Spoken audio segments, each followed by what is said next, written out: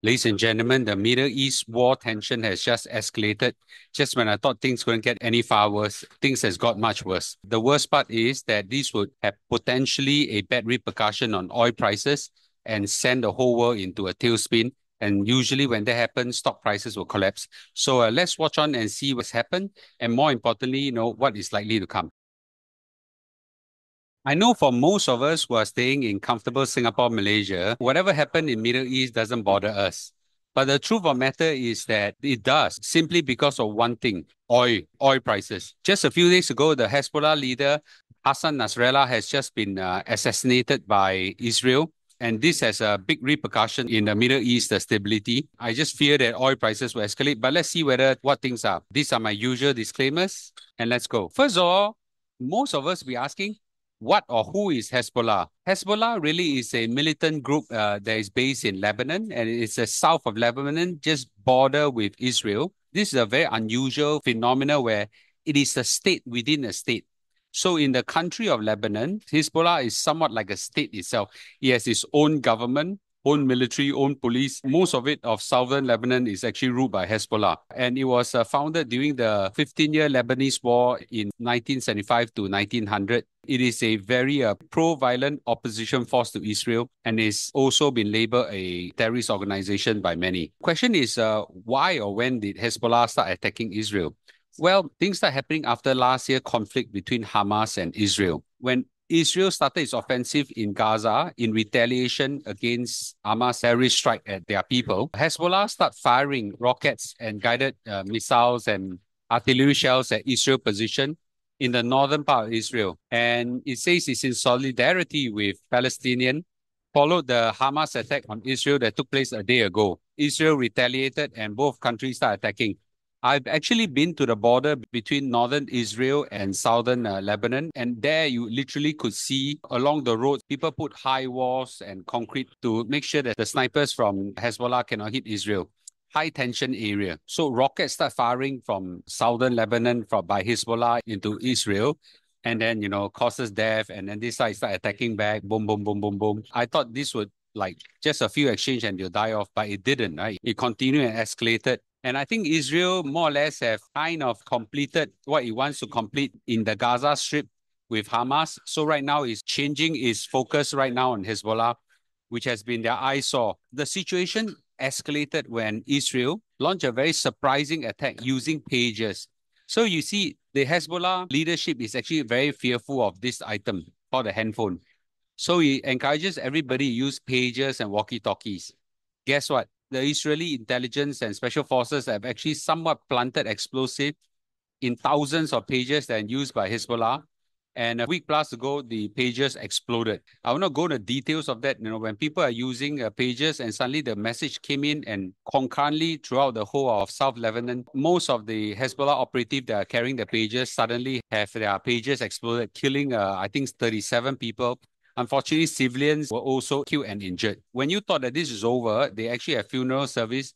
And during the funeral service, the second attack launched, which is the walkie-talkies. A lot of the walkie-talkies exploded as well and killed more people. And we thought that that's going to be all, but that's not all. Hezbollah leader Hassan Nasrallah has just been assassinated. First of all, who is he, right? Now, think of him as the leader of Hezbollah that has been ruling the organization for, I think, over 3 decades. He has close link with Iran and actually, highly respected within the organization and even in South Lebanon as well. He's both a military organization leader and also a political leader as well. And I was quite surprised that his movement was actually tracked, because he was quite elusive and tried not to show where he is. Clearly, he was identified and located and assassinated. So how was he assassinated?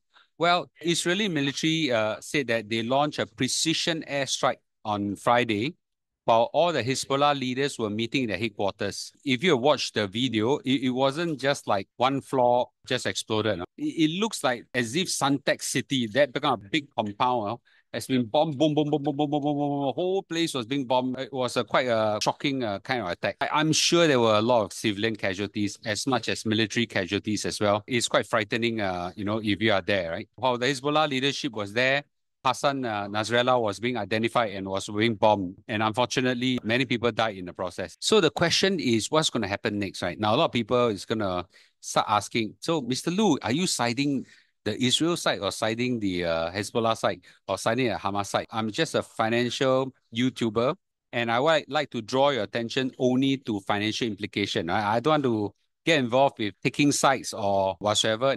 I offend people by taking sides and I offend people by not taking sides as well, right? So there's no win in this. I just want to guide everybody to the financial and economic implication of this. So don't draw the conclusion where my position is because I'm not stating my position. I'm just very concerned about the financial implication. So Hezbollah has already vowed that they will take revenge. And if you see the video, it's like the whole South Lebanon is now, very, very angry and things like that. It still has a huge arsenal of missiles and rockets that can reach Israel in many places. An interesting note is that these missiles and rockets are actually embedded into civilian buildings and hidden underground and things like that. It's really very difficult to unearth it. This threat that they are going to retaliate, unfortunately, will likely to draw a preemptive strike by Israel as well. And I think there is a chance that things will escalate, and I'll talk about that later. At this juncture, we don't know how leadership and organization of Hezbollah is being hit, but they clearly have to choose a leader, which I think they have. And we also want to see what happened to a leader as well in the following part of my video. Now, the key thing to take note is that Iran has close link with Hezbollah.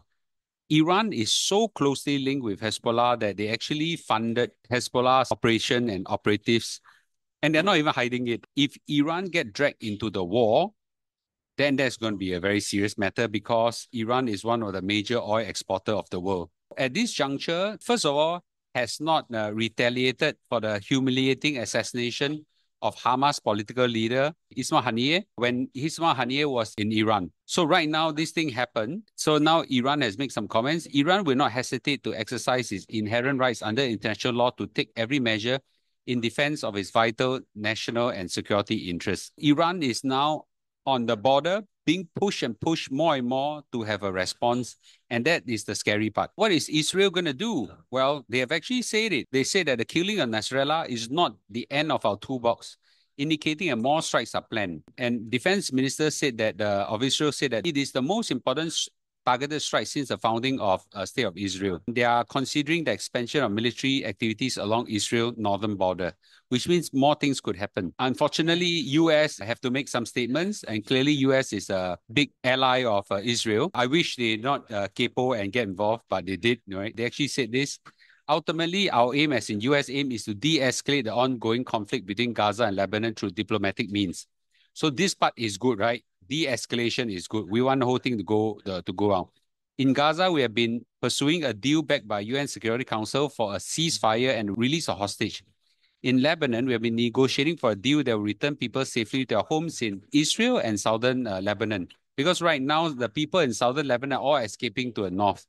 It's time for these deals to be closed, for the threat of Israel to be removed, and for broader Middle East region to gain greater stability. This part, I think, is good, but unfortunately, I remember seeing some phrases that, they're still outright saying they support Israel. Comments like this doesn't really help. And what I fear most is some extremists and terrorists take the conflict a bit further and strike at US. Then that's going to make things even more complicated. So what is Israel doing right now, right? Israel is launching more strikes, even after the killing of Hezbollah leader, and they bombed thousands of targets in Lebanon. And the most important thing is this: Israel army has started amassing tanks and armored vehicles at the northern border, signaling the preparation of imminent ground invasion. This follows Israel's directive for its military to be ready for a possible incursion in Lebanon as it steps up its offensive against the Iran-backed militant group Hezbollah. What we potentially could see is right now Israel invading south of Lebanon, basically to remove all the threats of the rockets and missiles that's been firing into Israel. It's not going to be easy. If this were to happen, then the tension goes up. The key thing is this: is Iran going to be drawn in or not? Because Iran is a huge ally and supporter of Hezbollah. If Iran get drawn in, then Israel will be forced to retaliate at Iran, and then the whole Middle East war will escalate, and oil prices will spike up, and my goodness, inflation will step in, recession, and all sorts of things. Now, all these threats will be there. The key question is whether Iran will drawn in, right? Iran now face the dilemma of restraint or revenge for the attack on Hezbollah. Iran currently right now has declined a request by Lebanese Hezbollah in the recent days to conduct a direct attack targeting Israel. And they actually say, we seek peace for all, I have no intention of conflict in any country. So that is good, but they are clearly being pushed more and more towards the edge. I can see that Iran doesn't want to be in a conflict with Israel. Earlier, Iran has fired 300 over drones into Israel and basically make announcement the minute those things go off. And the time to travel for these drones to arrive in Israel is about 6 to 8 hours. So it's a long time. Basically, it's that signaling to the whole world and to Israel, please shoot down all these things. Clearly, they don't want a conflict. And I can see Iran really, really very reluctant to go in a conflict. But if they do go in a conflict, then that will be a different escalation. Now, some people might say, Mr. Lu, conflict, what's the big deal? In 1973, Israel and Egypt launched a simultaneous attack on Israel in the Sinai Desert and the Golan Heights from the north of Israel. And as a result, the oil shock and oil prices shoots up and the whole world go into a recession. And it was a very, very bad situation. Singapore was hit, the world was hit, and we don't want that to happen. There's a breaking news as well. It's unconfirmed, but just a while ago, the Hezbollah has just appointed a new leader. And then a few hours later, there was a news that Israel claimed that leader that's just been appointed just got assassinated.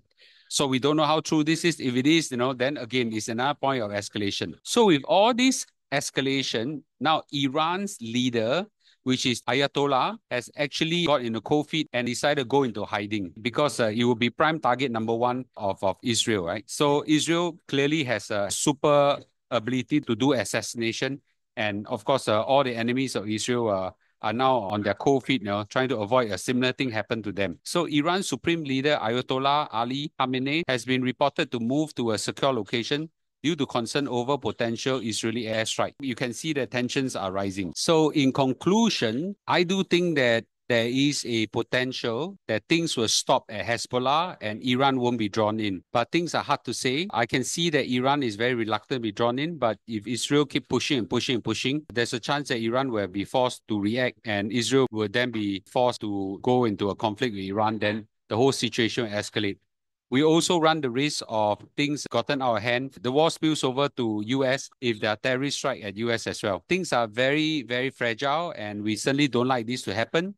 I certainly hope that peace will restore in the area in Middle East, but I don't see that happening. I don't even know how this thing can be resolved. We just hope that peace restore, but let's watch and see whether this thing escalates and that will have implications to our financial market. And we all say a prayer of peace towards the region. Thank you for watching and I'll see you in a day or two. Bye-bye.